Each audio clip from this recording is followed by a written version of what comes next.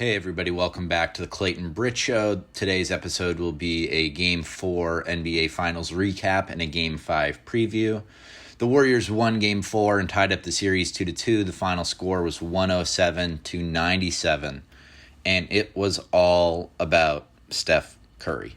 Steph probably had his best finals game of all time. He had 43 points, 10 rebounds, 4 assists, and shot 53.8% from the field and 50% from three.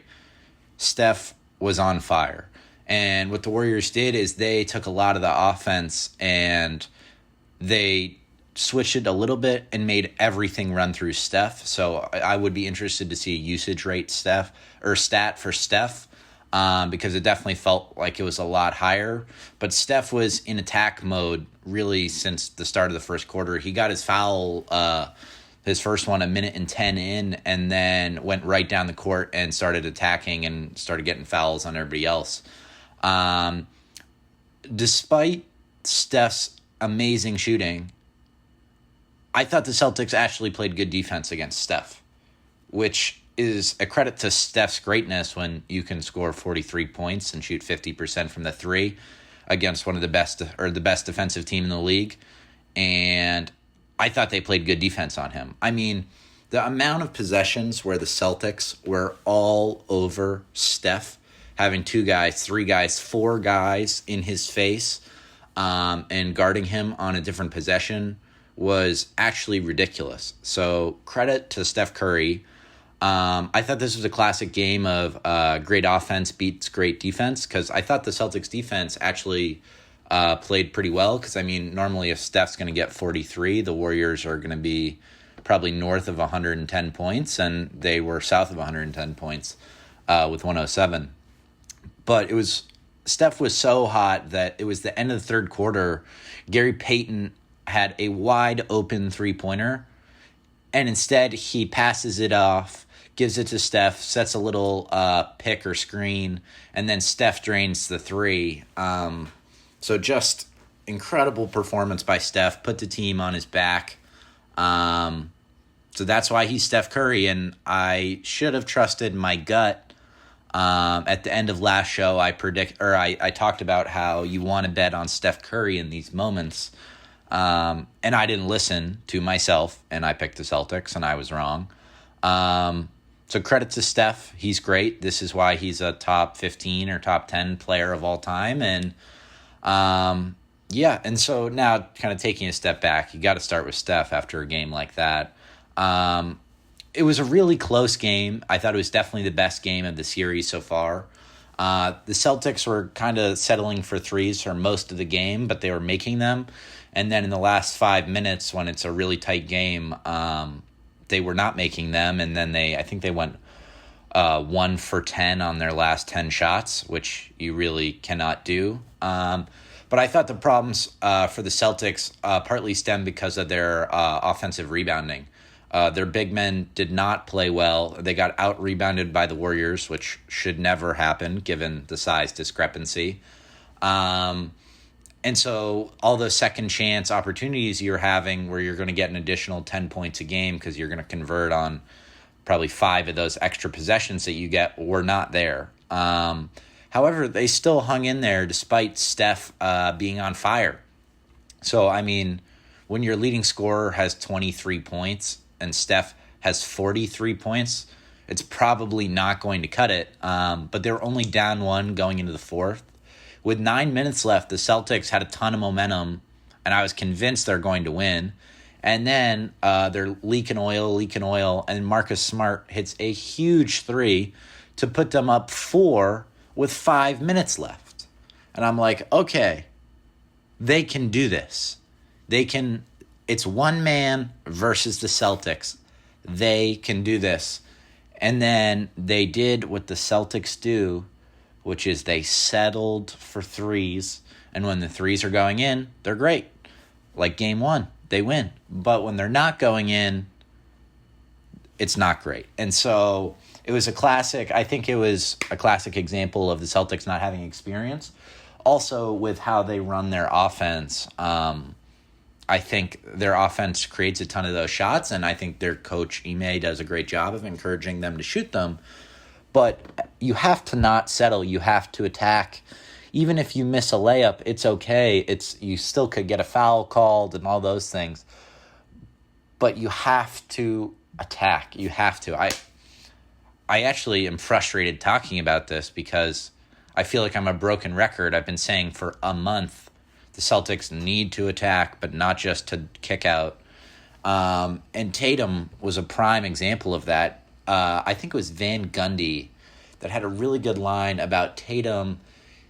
He's driving for contact, not driving to score, which I thought was really well put, and I kind of tried to articulate that a couple episodes ago, but didn't do as good a job as the lead analyst for the NBA, so that makes sense. But going in a little bit more on Tatum, he had a couple big buckets spread throughout the game. He started out pretty strong, and I think everybody was thinking, is this going to be the Tatum game?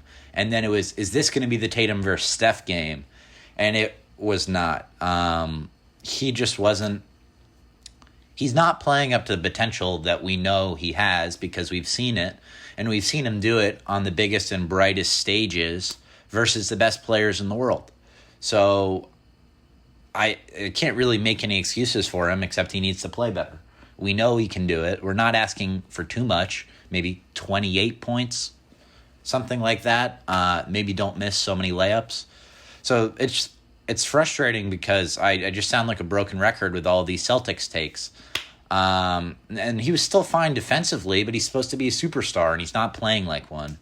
So I'm still hopeful. I still believe. But at some point, I mean, you had your first 3 games in the finals, now your first 4. 5, 6, and 7 would kind of be a good time to get your sea legs under you and do something. So still looking for Tatum to really put his mark on the series, because if you had only watched this series and never seen him play basketball before, you would think he's the second or third option on the team, which is simply not the case. And then going into Jaylen Brown, Jaylen was going at Draymond early, but with little success, and then gave up and stopped driving the lane, which is annoying because you have to keep attacking. You just have to. And he had another massive bucket to put the Celtics up 5 with 7 minutes left, and so I thought this could be the moment where I've seen the Celtics players get really hot and say they're taking over, and neither Tatum nor Jaylen Brown took over. And I think part of the reason why they're struggling is because of Marcus Smart. He never initiates the offense. He is your starting point guard. The point guard's job in the NBA is to get people involved. He had 4 assists. That is not enough for your point guard. You have to distribute the basketball, and you played 39 minutes and 57 seconds. You have to have more than 4 assists. It's especially with how the Celtics offense is. I understand that it's largely about everybody making threes, but it's not that hard to get 4 assists. You can do it. So I don't know what the fix is there, because this has kind of been a Celtics issue for a long time of you have a little bit of an isolation offense, and they're getting more movement now than they have, but Marcus Smart not being your traditional point guard in terms of distributing, it makes it really tough. And then let's shift over to Draymond a little bit here. Draymond had another interesting game. He got a couple fouls early. He had his second foul with 4:18 left in the first. But the real Draymond story, besides the fact that he didn't play well again, is he played so poorly that Steve Kerr had to bench him. Think about that. Steve Kerr had to bench Draymond with 5 minutes left and under in the fourth quarter. Part of that is because Draymond kept on passing up looks. Draymond needs to shoot the basketball. I've seen Draymond warm up. I've seen Draymond make probably 13 to 15 three-pointers in a row, just bottom of the net, where I was like, this is ridiculous. Why isn't he shooting 6 of these a game? But he is so tentative on offense, and I think he's in his own head about it. He needs to attack, and it doesn't matter if he misses, but he needs to be in attack mode because the Celtics are now playing him knowing that he is not going to attack. Where my point about the Celtics with driving to the hoop is you need to drive to the hoop in order for them to collapse the defense to give the open looks for the threes. And with Draymond, he needs to attack because when he doesn't, it messes with all of the spacing. They already know he's not going to shoot the three most of the time, but when he's passing up mid-range stuff and stuff in the paint to distribute or kick it out, they play him differently, and it makes life harder for everybody else. So even if he goes 3 for 10, that's fine because the Celtics are going to have to start playing him as if he's a scoring threat. And I think Steve Kerr will tell him that, but he needs to realize that the best version of the Warriors is when he's in attack mode. But what Steve Kerr did, I give Steve a lot of credit because Draymond is kind of the lifeblood and heart of that team. And to bench one of your best players in the last 5 minutes of a finals game because they're playing so poorly and you're trying to go small ball, but Kevon Looney was playing great, so you keep him in for the rebounding. Credit to Steve Kerr because most coaches, if I'm being honest, can't do that. If Ime Udoka took out Jaylen Brown or Jason Tatum with 4 minutes left in the game because they were being a liability, there would be a fit because you can't take out your best players. But that shows what kind of an organization the Warriors have, what kind of faith they have in Steve Kerr. Because if Steve Kerr is worried about his job, he does not make that decision. Because while the blame may be on him a little bit, it's more on Draymond for not playing well. But Steve had the stones to take him out.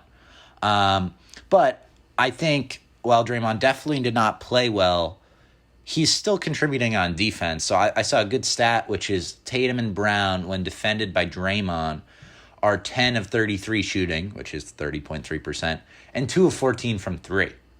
So that kind of confirms the eye test of how Jaylen Brown was attacking him this game, but with no real effect. And so while Draymond may not be contributing on the offensive end how you need, he still is playing good defense. But with how close the series is, because the Warriors don't have a ton of other people contributing, you may have to change up your Draymond minutes and play him differently because of the fact that they need the offense because nobody is really contributing outside of Steph. Or Steph won you the game, but is he going to be able to win you 2 more out of the next 3? So that is the question that the Warriors are going to have to grapple with. And then a couple more quick things before we transition into the Game 5 preview. I'll give Jordan Poole some credit here. 14 points, 2 of 7 from 3, but he had a better game offensively. He had some timely buckets in the first half and in the second half. And he was definitely a defensive liability out there, but the Celtics didn't bother attacking him, so it didn't actually matter. Where the Celtics need to realize and take a real good hard look about who's on the court with the Warriors and adjust their strategy accordingly. Because there are certain lineups out there with the Warriors where you are able to get to the paint and that he cannot guard you without fouling you. And so you need to change up accordingly. And I didn't think they did a good job of recognizing when Poole was in the game, and he was better offensively. So credit to him because he was a bridge player when Steph was out and they needed some buckets. He got them. And then Klay Thompson briefly. Klay had a pretty solid game. I thought he played one of his better games defensively.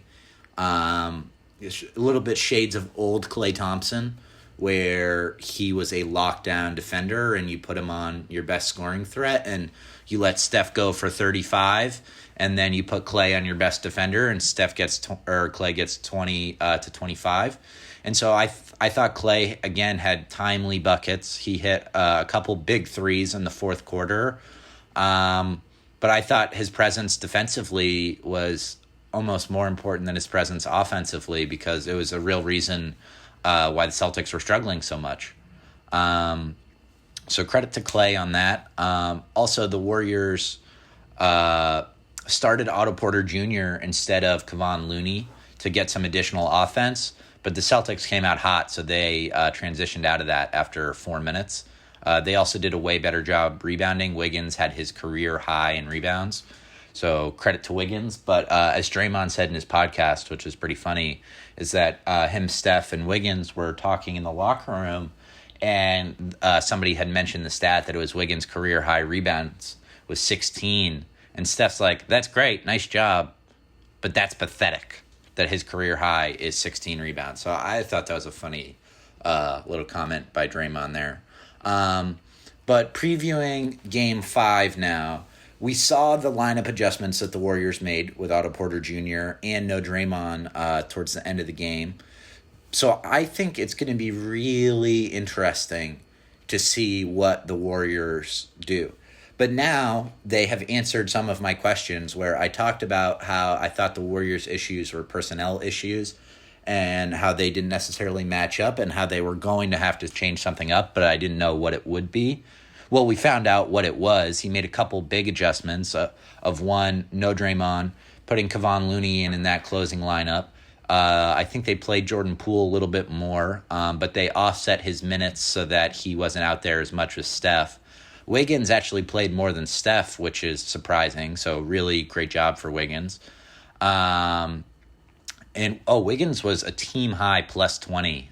So really a great Wiggins game too. But I'll be interested to see if they go back to Otto Porter Jr. to start. I don't think so. But it's definitely going to be interesting. And for all those people that said, oh, Steve Kerr doesn't even have to coach the teams when they're 73-9 and probably the best team of all time and coasting through and winning like 15 straight playoff games, stuff like that. They said he didn't really need to coach and he was just a personality manager.